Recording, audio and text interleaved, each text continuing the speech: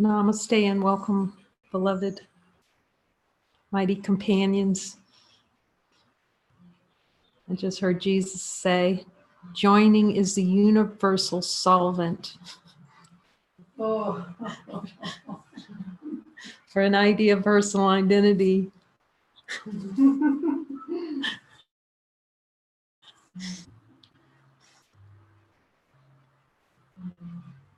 And some solvent it is. Dissolve any ideas we think that we're separate. Those two minds perceive their oneness and become glad and see that there's only happiness. I just feel so much resonance and joy just saying that. You know, it just...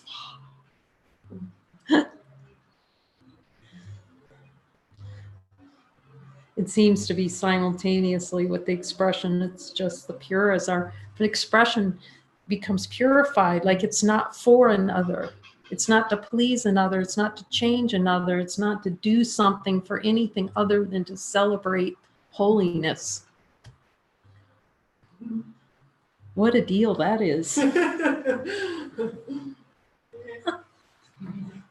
Just to come and sit as the light. We're like little light beams walking around da, da, da, da, da, da, da, da, within ourselves. Da, da, da, da, da. Pretending the world does not arise in us, that the world's a part to us and doing something to us. God, I'm being so beat up today by that world. So let's just be with the light, because that gets way easier than being beat up by the world, or feeling as though the world's beating us up. And it was really coming how valuable that is that we support each other. This is coming from the one who was admittedly was going to do the course by myself. I certainly didn't need to go to a course group. So, you know, if I could tick off all the boxes where Jesus has shown me where I'm wrong. And then you see, oh my gosh, that's happiness every time Jesus tells me I'm wrong. The I. Can we find that I anywhere in truth?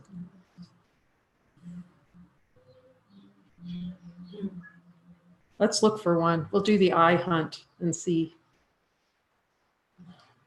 that the I of a person can't be found. If we look,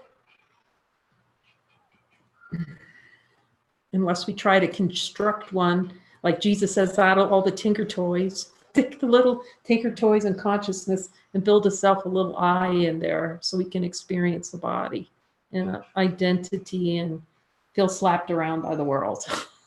But I'm also seeing that as we look really deeply, you know, it's like, and it's like there's so much joy. And I think we were talking about it not too long ago about somebody at the Living Miracles said something like, it's like, damn bliss. Oh, but really my experience is a little different. It's damn bliss. Damn, where's the bliss? What happened, Jesus? and you just start seeing it totally so in purpose. That's it. You know, you see, okay, no, this is something for me. Look at it. You're like onto it so fast with Jesus. No, I'm looking at this. I'm not going to sit and dwaddle around in this, you know. This is for me to see, because we become so spaciousness. It's not so tamped down anymore. It's not hidden on the timeline anymore. We're going, no more timeline. You know, give it to me straight, Jesus. Okay, and I'm strong enough to take it. You know, seeing we're strong enough to take it. We're the ones who created it.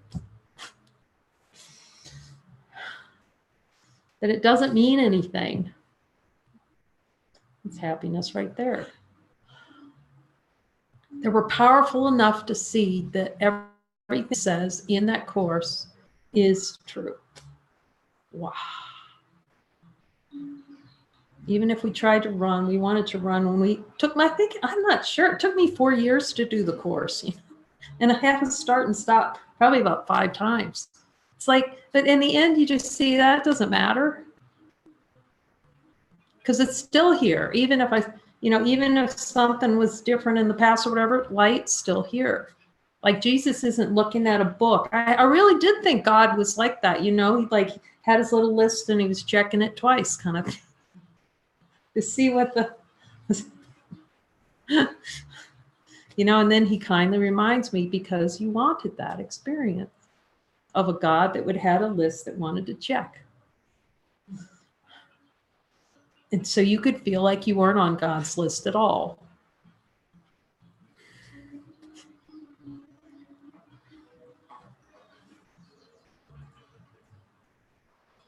And thankfully, every day that we join in the light, this light, to look with Jesus at these beliefs that are just unwinding the spring, that tightened coil of a person that's so tight and so reacting in the world, pinging off of its own miscreation. We created our own little pinball machine, and then we just bounce around in there. You know, back and forth. Let me ping off of this. Let me find something else to ping on. Anything except go down the hole right to divinity. I'm going to play paddleball for a while, ping myself some more, send myself back up the ping. Ping, ping, ping, ping, ping, ping, ping, ping, ping, ping. Meanwhile, Jesus is whispering at her, it's here. We're so funny. So adorable. So there are two really, I don't know, power packed. You know, he's given us everything power packed when we're looking at beliefs. So this is a continuation of looking at beliefs in the Course. And this is a good one. You believe that because you have refused to accept it, you have lost control over it. That is about as convoluted as anything appearing in consciousness, because that's the whole play. You believe because you've refused to accept it. So our own refusal to accept it makes us feel like we've lost control over over everything, but in particular perception.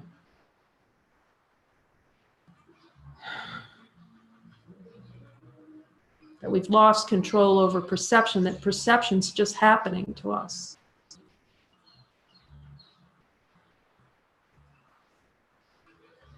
I'm willing to look at this really deeply all the way down. You believe because you have refused to accept it, you have lost control over any desire for experience of losing control. You just look directly with Jesus right at the terror, that terror that produces by our own desire for it. Like stand in it in the light. Whatever terror could possibly come up full on. Let's just see how that does in the light of being.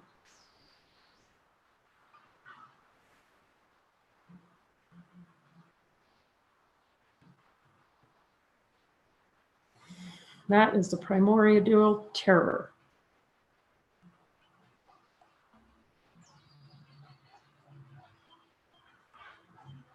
Loss of control. Going to God in a big explosion, and we are totally annihilated, the fear of annihilation. Yet if we look deeply, it's a desire for the experience of feeling like we're annihilated.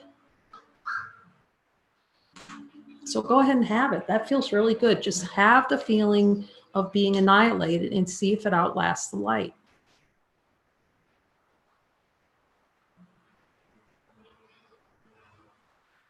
And just see how the light handles it.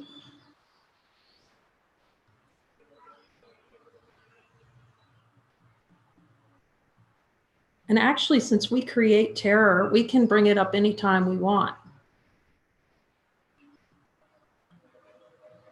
So we can just bring it up right now. I want some terror, give it to me. So then I can see it right here in front of me.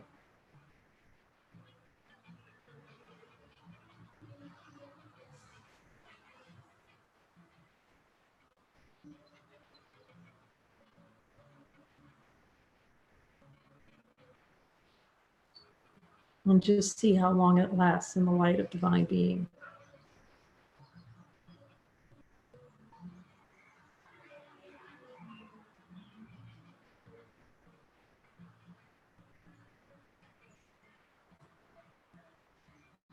This just reminds me of this phobia cure from neurolinguistic programming.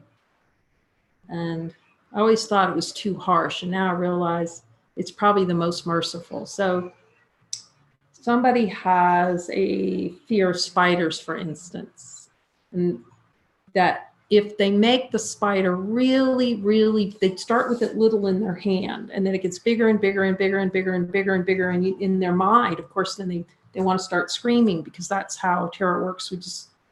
These phobias work. You know, it gets very close and in our face, and it's really big, and it seems very real. And it gets so big that eventually it just goes gone. I thought that was cruel, you know, because it only takes 3 seconds to get past a phobia. It saves time. Now, there are other ways, the 20-minute phobia cure or whatever, but I just realized God's just a big phobia cure too. Big fear that becomes so big that it just pops in consciousness and just goes, wait, that's just ridiculous.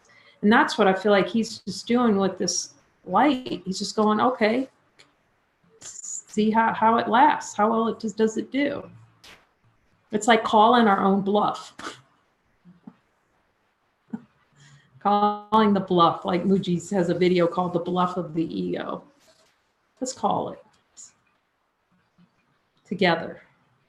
See how it stands.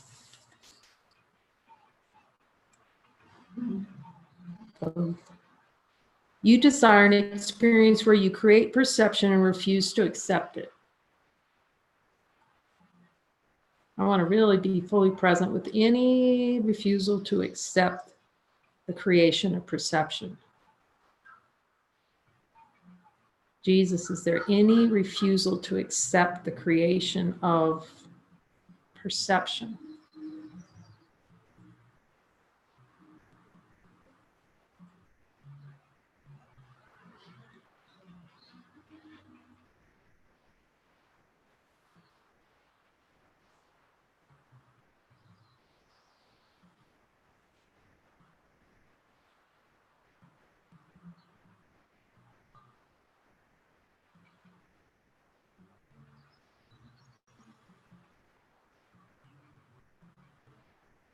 This is a great one to stand into it, because I can see those underlying thoughts like, if I accept perception, I will be annihilated by God.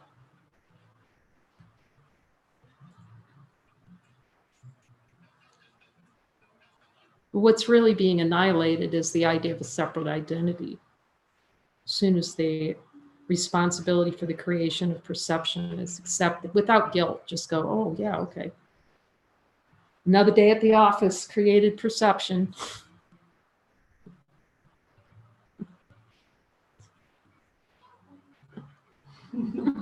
That's how God looks at it. He's like, tell the light just. So we learn to look at all things from the view of the light. Light's just not, light is light impacted by perception?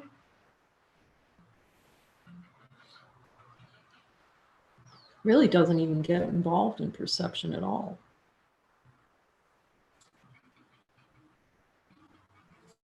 Any other desire to have an experience of losing control over what you perceive? Oh, that's that feeling of being taken over by the ego. I've been taken over. This alien force has come in. Now I'm really, really upset because the aliens have me or whatever. And if it doesn't show up that way, then you feel like you're living in a haunted house and the furniture starts moving. You know, it's still a projection, or their chains rattling in the attic. You know, it's all, we're so powerful. It's all a projection in consciousness, or the creation of the aliens, you know, like we were talking about the alien movies. Except there's a part of me that thinks that's really cool, aliens. So what can I say?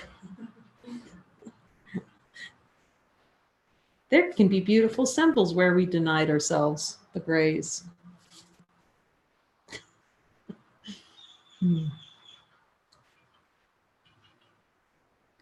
You believe We'll just check on this one because it's such a big one about the doership one.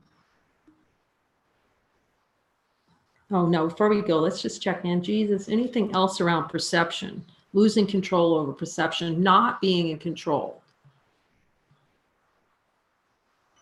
The desire to be done to. Something's done to me by this world.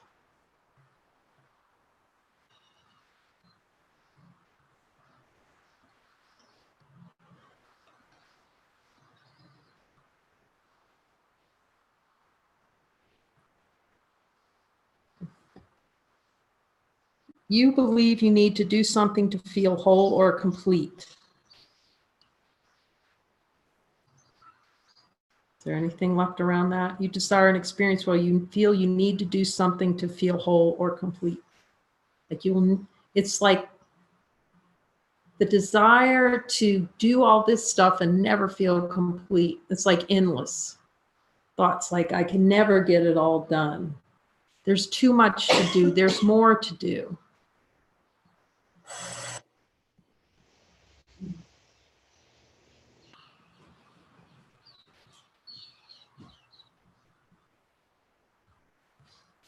We can ask the light, is there anything more to do? Is the light looking around for stuff to do? Let's see. In our direct experience. Is it even searching for divine expression?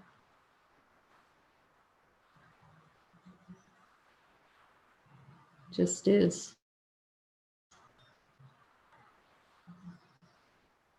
And somehow it's lifted up and carried in its own expression, in the celebration of itself. Does the divine light in our direct experience celebrate itself? Except when the question comes in, it's like, gosh, I'm feeling terrible right now. Why? What do you mean I'm celebrating myself?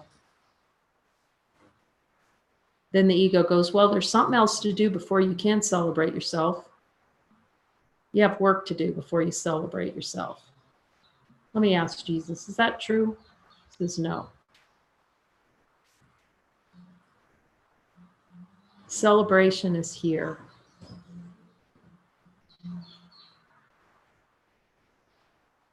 Nothing to do. Nothing to do, only to see through the play, to see through the denials of what's always here. That's it. See through them. Look at them. Here's the light. Does the light seem as true? Nope. That's a correction. You believe you're an image of your own making. Thus, you desire an experience where you feel you're an image of your own making. That feels really good to look deeply at the image, the picture of the self, the picture of the idea we hold of ourselves, and see how that does in the light.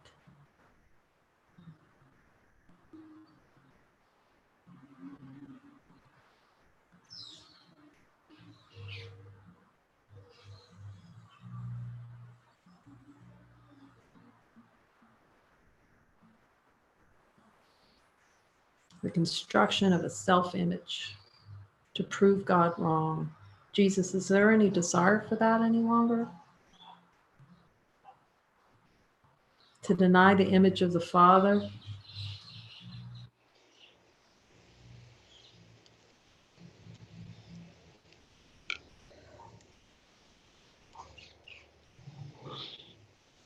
We're so used to seeing ourselves as a picture of a body. If we close our eyes, we touch our knee, and a picture of a knee comes into our mind. It's such a massive trick. It's just interesting to observe.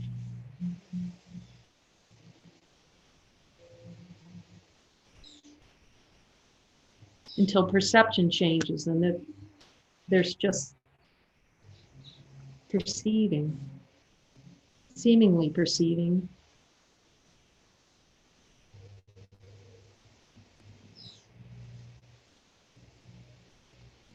Like sensation. without looking for an other.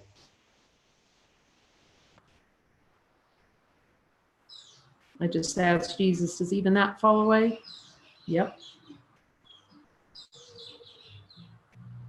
Awareness, does the divine light know any sensations?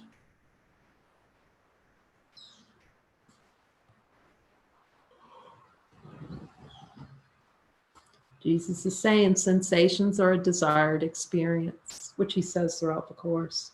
Helpful reminder. Sensations are desired experience.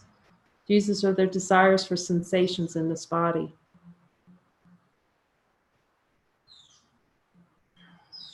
I'm willing to see that another way.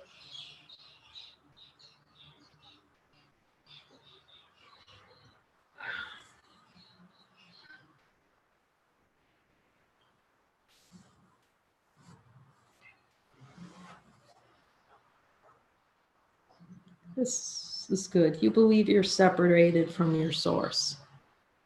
You desire an experience where you feel separate from your source. Jesus, anytime over this last days or any unforgiven desire to feel separate, feels forsaken by God.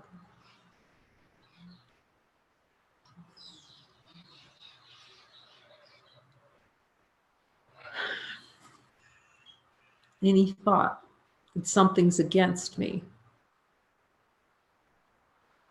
Any thought that I'm for something.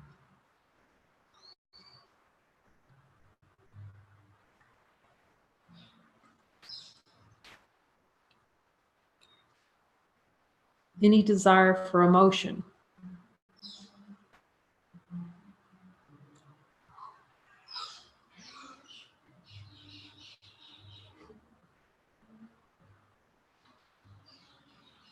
Any desire for anything other than perfect peace.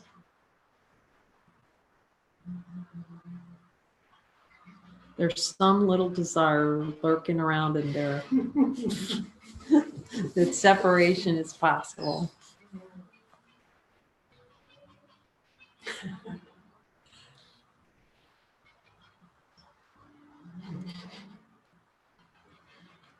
It's trying to hide in the closets, under the couch. And then we just get out Jesus with his little magnifying glass, and he's helping us find everyone. No ghosts in the house, no ghosts of death, no skeletons in the closet. Everything has a nice, fresh breeze of happiness blowing through it.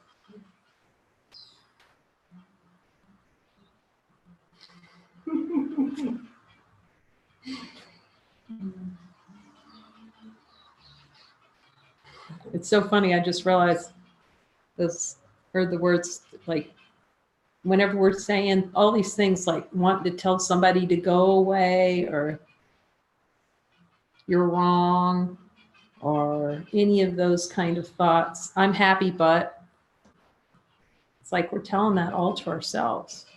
Go away. I want you to go away.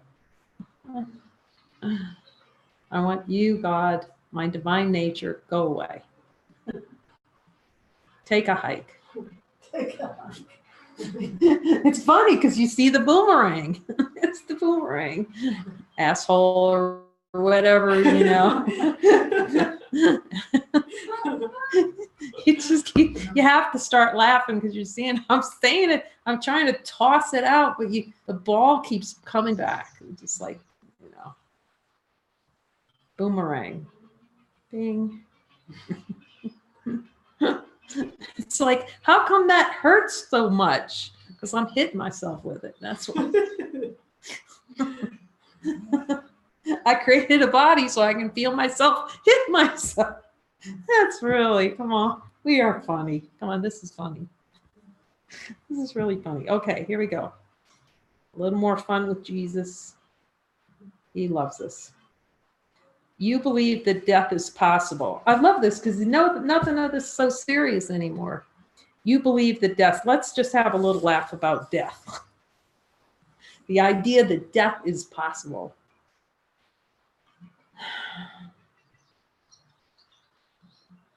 Yeah, even when you see it's not possible, you still see that play in consciousness. But anyway, it's helpful when that falls away, when you see, oh, he's right, there's no death. And you just know it. We know it anyway, but then, we kind of pretend we don't know it. That's the whole thing. You believe that death's possible. So let's just see if there's any little death things, the little dust bunnies left. Okay, Jesus, do I desire and experience death anymore? Mm-hmm. He says, yeah.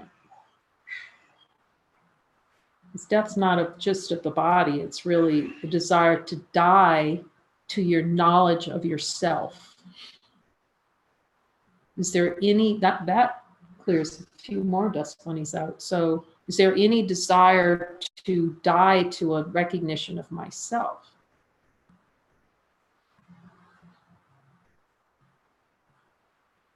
Death is attempt to obscure the recognition of divinity. So any decision to obscure the recognition of divinity is death. So let's just look and see. Is there any more desire for the recognition of divinity from myself?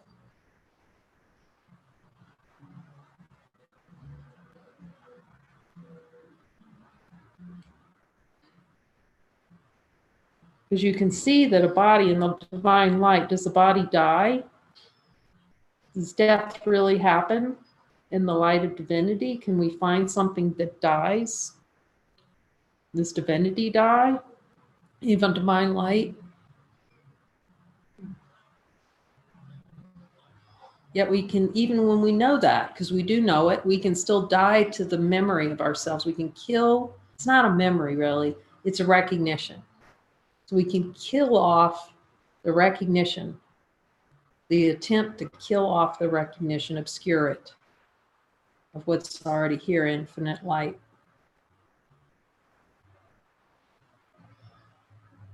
You believe peace comes after death. I see how, oh yeah, he's really weaving this together here for me, for all of us.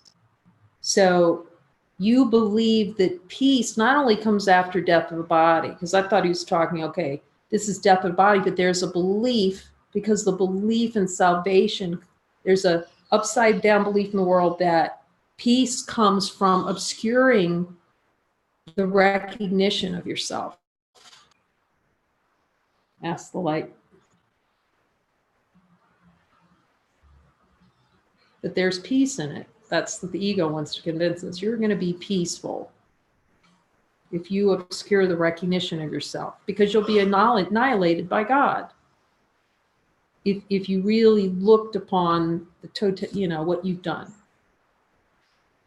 So if you die, you'll be peaceful. If you die to the recognition of yourself, you'll be peaceful. So we have a desire to die to the recognition of ourselves.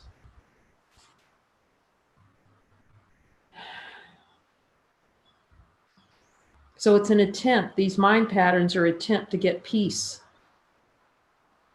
But that perpetuates the lie that peace isn't already here. You desire an experience where you can find no peace in the present moment, and that you must die to find it. You must die in the future to get it. You must die to your divine being to have it.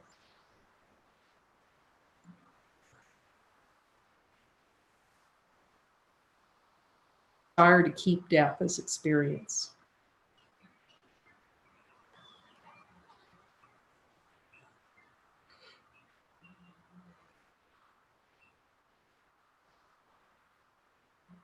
Death through thought. Slow, agonizing death spread out over a timeline of not recognizing ourselves as what we already are.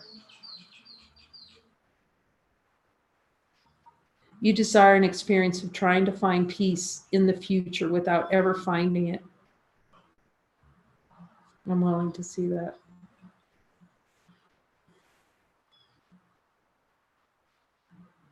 Trying to find death in thought, hunting for it.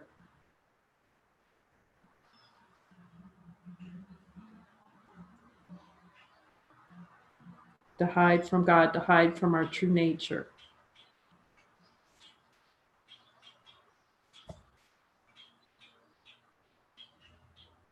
You believe your salvation lies in the death of a body. Thus, you desire an experience of trying to find salvation through death of a body without ever finding salvation. Jesus is that desire there.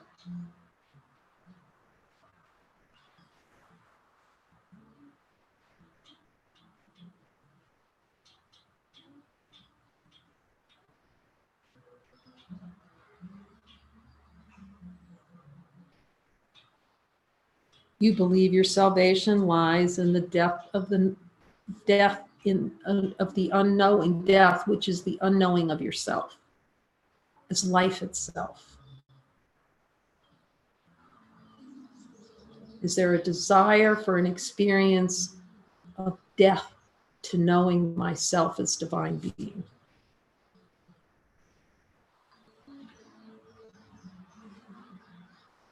To deny that I am life itself, all of life.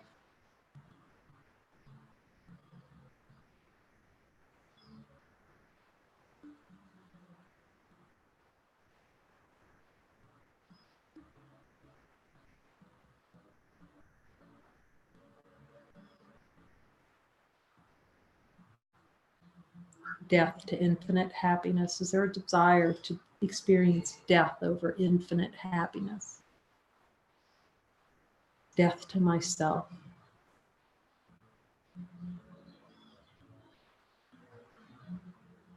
Death to myself as infinite peace. Is there a desire to obscure, to kill infinite peace?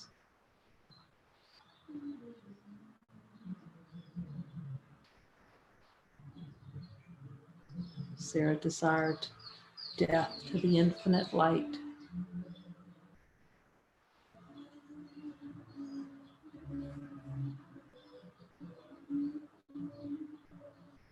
I'm willing to see it. And yet see if any death has dominion. Does death have dominion over infinite light of being in our direct experience?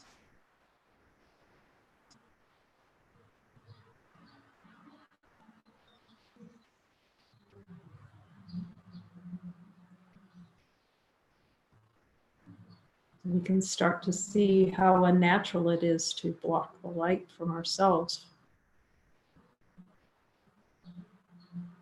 To close ourselves in the closet of death and ask God, when are you going to let me in?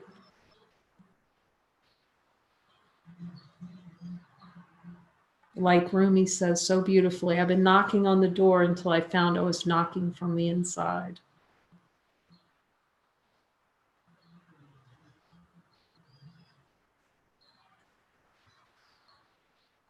Obscuring everything that the Father gave me, the Father. Infinite happiness, infinite joy, infinite peace. There is humor in asking God, where is that, Jesus? And all he does is keep directing us back to ourselves. The power of our own mind to deny ourselves, to create an experience that seems to obscure what can never be obscured. Even with all the desire, as we spoke of before, even with all the desire, every memory and consciousness, every memory that ever was, our entire lifeline, all the multiple billions of lives or life stories. We place all that in the light of infinity, the light that's here. Does that touch it? The touch what's already here? Any experience, any memory, how does it do in the light?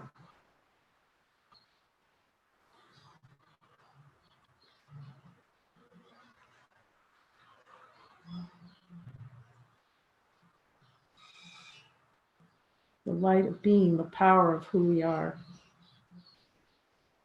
that we can see by this joining.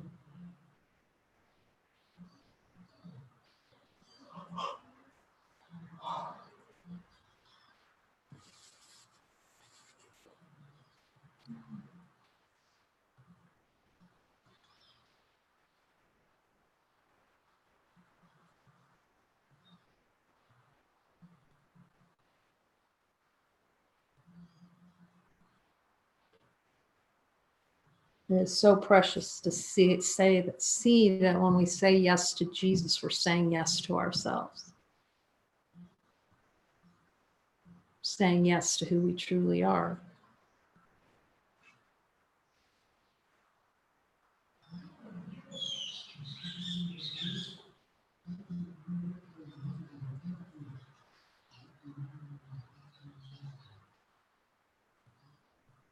The ego asks, when will I be awake?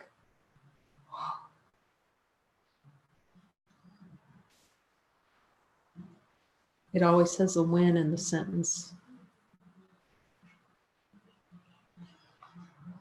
The light is.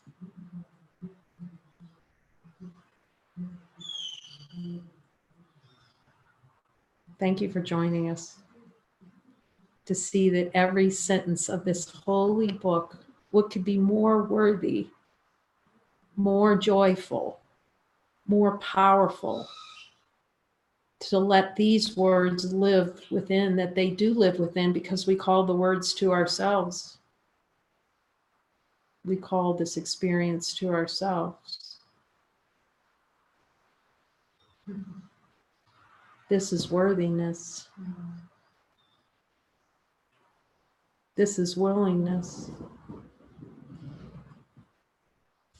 Amen.